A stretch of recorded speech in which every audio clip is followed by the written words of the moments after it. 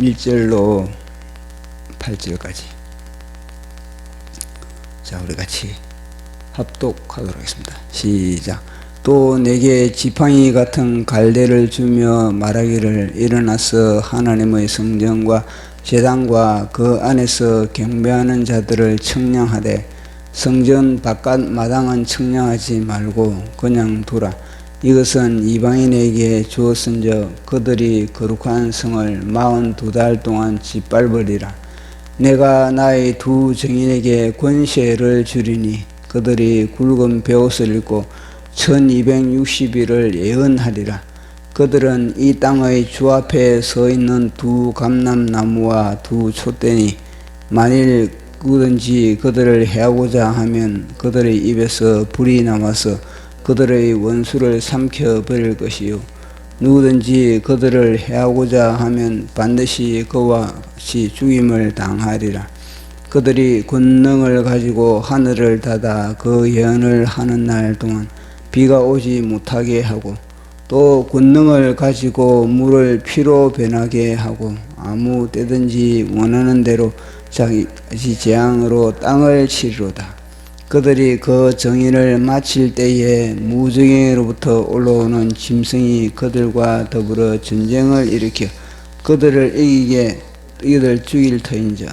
그들의 시체가 큰 성 길에 있으리니 그 성은 영적으로 하면 소돔이라고도 하고 애굽이라고도 하니 곧 그들의 주께서 십자가에 못 박히신 곳이라. 아멘.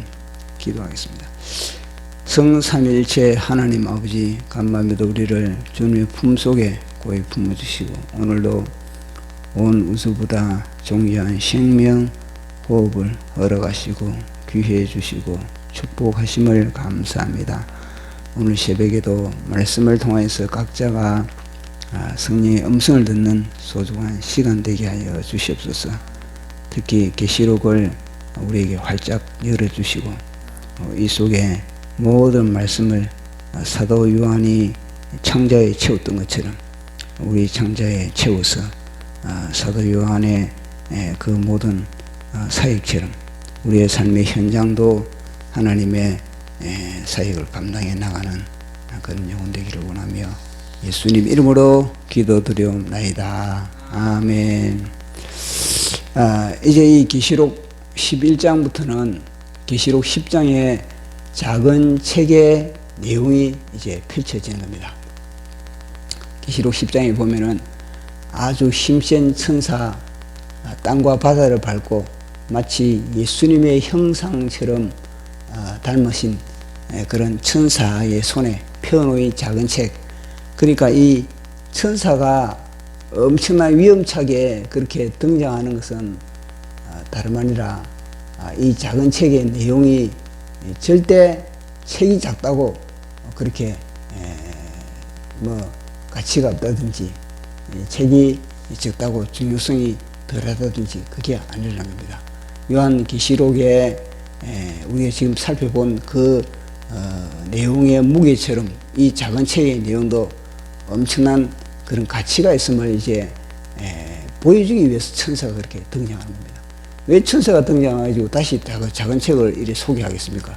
그만큼 이 요한계시록과 이 작은 책은 구별성이 있다는 거. 구별성이 없으면은 뭐 천사가 다시 등장해가지고 작은 책을 갖다가 뭐 요한에게 뭐 갖다 먹으라 자꾸 일살 뭐 그런 이유가 뭐가 있겠습니까? 그러니까 이 작은 책의 내용은 요한계시록 전체 속에 이 책 속에 있는 내용이 중요하다. 그걸 갖다가 강조하기 위해서 천사가 등장해가지고 그렇게 행동을 하는 거거든요. 그래서 이 작은 책의 내용이 바로 요한계시록 10장에서부터 이제 쭉 14장 어디까지 가냐면 5절까지가 그렇게 작은 책의 내용입니다. 14장 5절까지 그 작은 책의 내용을 우리가 한번 계속 살펴보고 있는데, 오늘은 보니까 이 예루살렘 성전이 제3성전이 이제는 구축된 겁니다. 제3성전이 세워지고 그 이후에, 그러니까 이게 전 3년 반의 사건을 이제 이야기를 하고 있는 겁니다.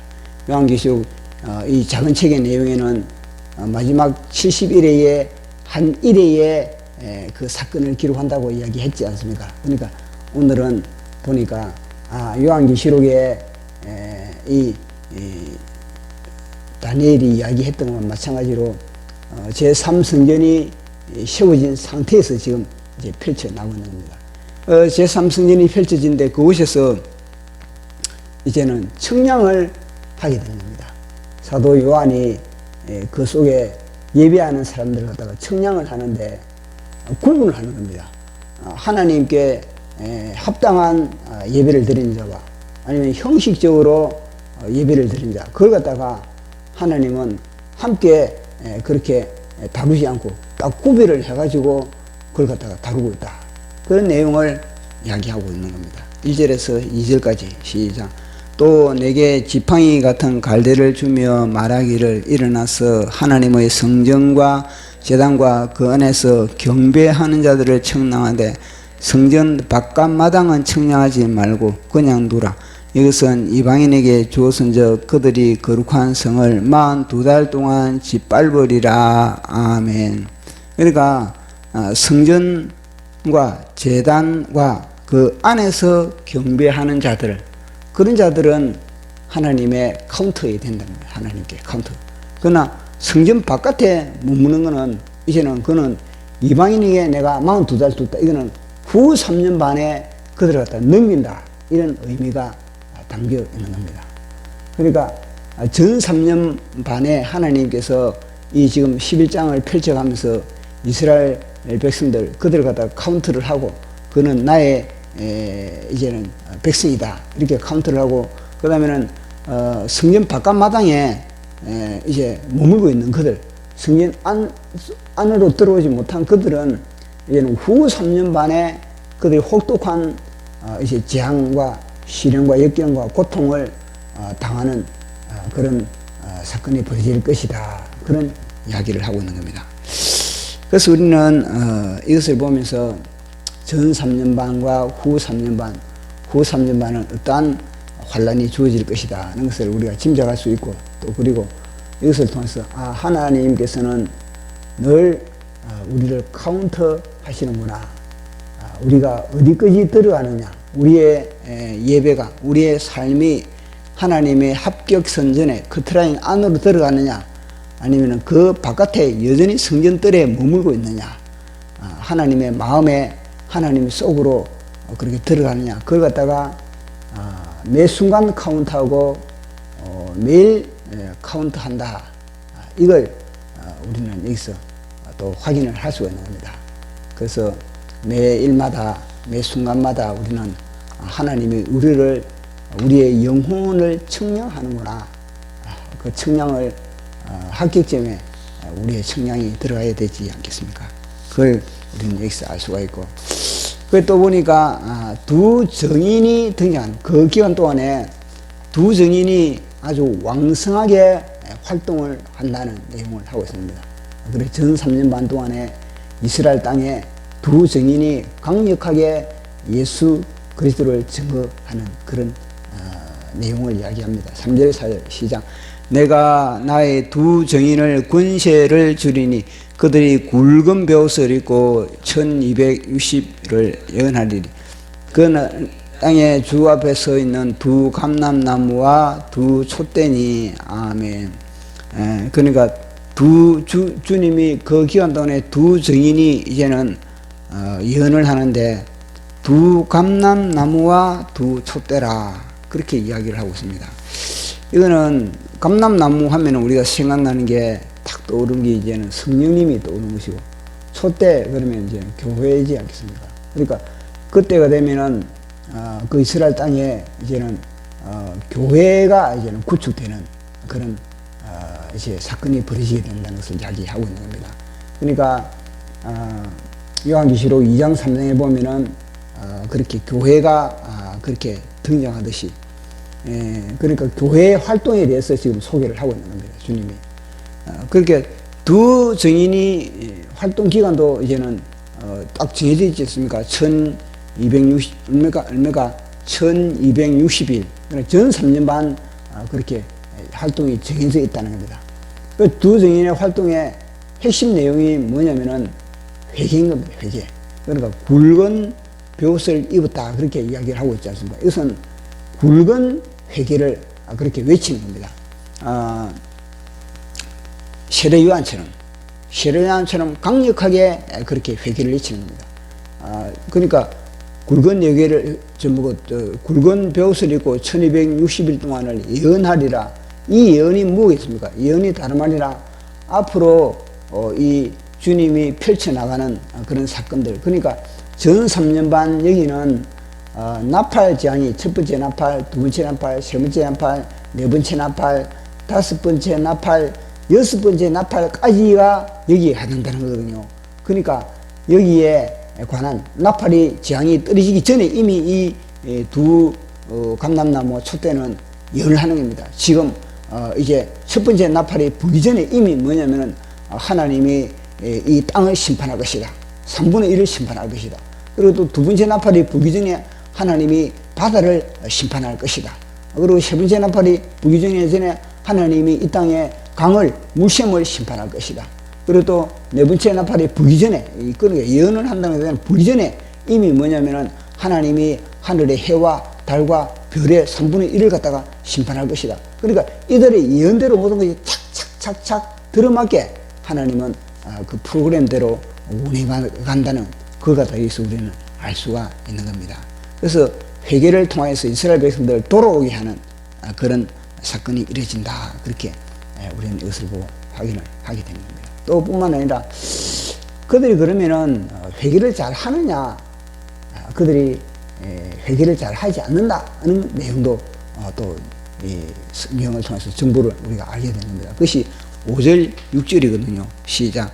만일 누구든지 그들을 해하고자 하면 그들의 입에서 불이 나와서 그들의 원수를 삼켜버릴 것이요 누구든지 그들을 해하고자 하면 반드시 그와 같이 죽임을 당하리라.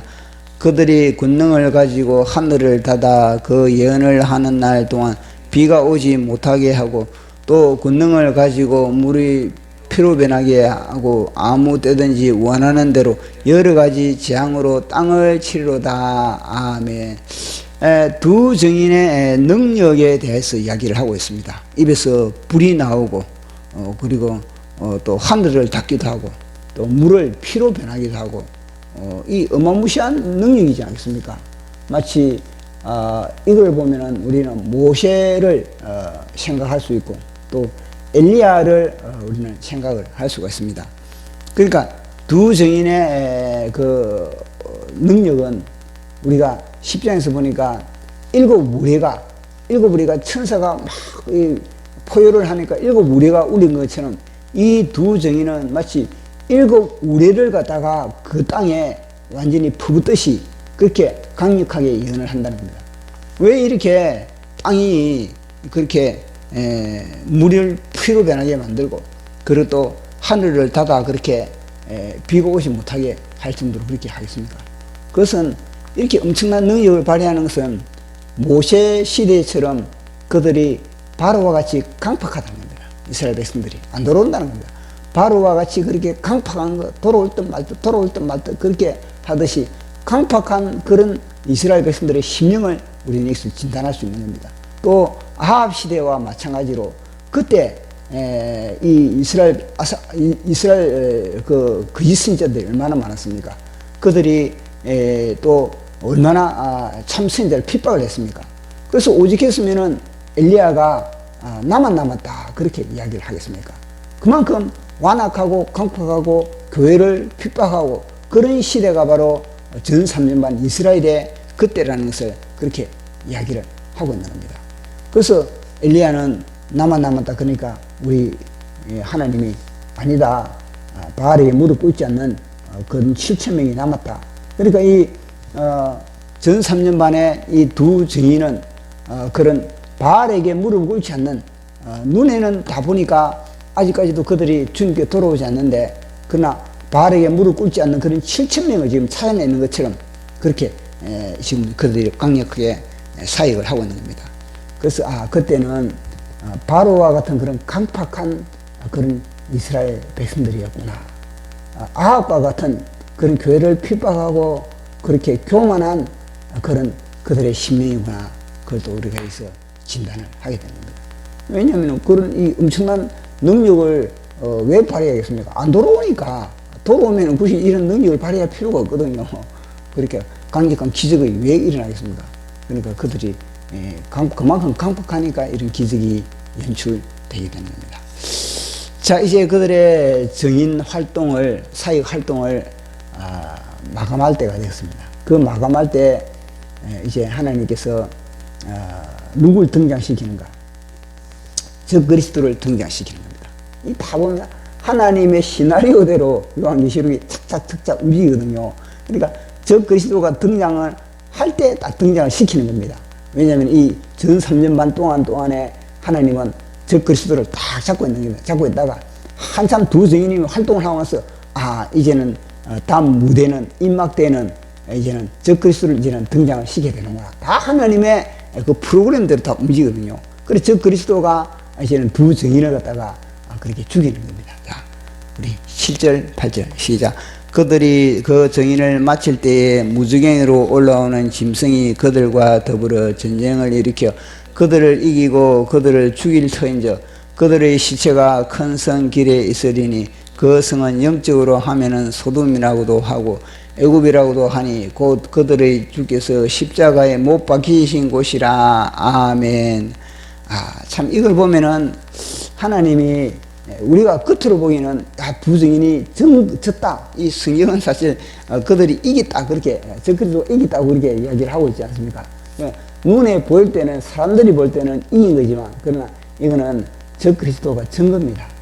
저 그리스도가 두 증인을 갖다가 인생의 최고의 꽃이 사역자의 최고의 꽃이 하나님 백성의 최고의 꽃이 순교거든요. 그러니까 순교의 영광을 갖다가 저 그리스도를 통해서 받게 만드는 겁니다. 저 그리스도 등장 안 했다면 이들이 만약에 어떤 뭐 사고로 죽었다든지 그러면은 그 엄청난 그런 사역을 하나님 앞에 충성을 다하고 나서 최고의 면류관을 받기 위해서 하나님은 저 그리스도를 딱 등장시키는 겁니다. 그래서 저 그리스도 등장시켜 가지고 이들 갖다가 사역의 마무리를 딱 짓게 만드는 겁니다. 마치 예수님처럼 이들이 순교를 당하는 겁니다. 그러니까 예수님의 그런 반열에 들기 위해서 이 저 그리스도를 하나님이 하나의 그런 등장시키는 것에 불과한 겁니다. 저 그리스도는 하나님의 옥토가시에 불과한 겁니다. 자기들은 저 그리스도는 이 두 증인을 죽이고 싶지 않아도 죽이면은 두 증인이 순교자가 되기 때문에 그러고 싶지 않지만 그러나 이거는 뭐냐 프로그램에 딱 정해져 있기 때문에 저 그리스도는 두 증인을 죽일 수밖에 없고 그래서 두 증인은 또 최고의 영광이 이 순교지 않겠습니까? 순교의 반열에 들기 위해서 하나님은 이런 저 그리스도를 그렇게 등장시키는 그런 모습을 우리가 보게 되는 겁니다. 우리가 천국 간증을 들어보면은 순교를 당할 때 그때 우리의 고통에 대해서 많은 사람들이 그렇게 이제 증언을 합니다. 그때는 우리가 순교를 당할 때 우리의 모든 모습은 다 순교를 당할 때 그 고통의 그 모든 행동은 우리 몸이 하지만 그러나 고통의 통증, 우리 몸의 모든 통증을 그 순간에 하나님이 거두어 간다는 겁니다. 그래서 순교를 당할 때 전혀 그런 몸의 고통을 느끼지 못한다는 거. 예로 스테반이 돌을 맞을 때 그때 천국에 올라간 그분이 그 돌 맞을 때 얼마나 고통스러웠습니까? 스테반에게 물어보니까 스테반이 하는 말이 하나도 안 아팠다고. 그 순간에 하나님이 나에게 모든 고통의 이 통증을 갖다가 다 하나님이 다 거두어 가신다고, 안 아프다고 그렇게 이야기를 하는 간증을 제가 들어봤습니다. 그래서 오늘 이 말씀을 보면서 우리는 하나님은 우리의 영혼을 매일 청량하신다는 것. 그리고 또 두 증인의 역할은 우리 같은 그런 회개를 선포하고 있다는 것. 그리고 또 순교자의 영광을 하나님이 두 증인에게 복으로 주셨다는 것. 그것을 우리가 또 인식하면서 우리의 삶에도 오늘 이 선포한 계시록이 우리 속에 창자 속에 그렇게 들어가기를 소원합니다. 기도하겠습니다. 사랑의 하나님 아버지, 오늘은 11장 요한계시록 11장 두 증인의 활동과 그리고 그 상황, 그 시대에 그때의 이스라엘 백성들의 상황과 그리고 두 증인의 사이의 마감을 우리가 살펴봤습니다. 우리가 또 삶의 매 순간마다 주님의 그 측량 안에 들어갈 수 있게 하여 주시고, 두 증인처럼 우리도 요한계시록을 창자에 채워서 우리와 같이 그렇게 회개를 선포할 수 있는 그런 영역이 되게 하여 주시고, 우리도 순교자의 반열이 될 수 있게 우리도 준비되는 그런 영혼 되기를 원하며 예수님 이름으로 기도드리옵나이다. 아멘.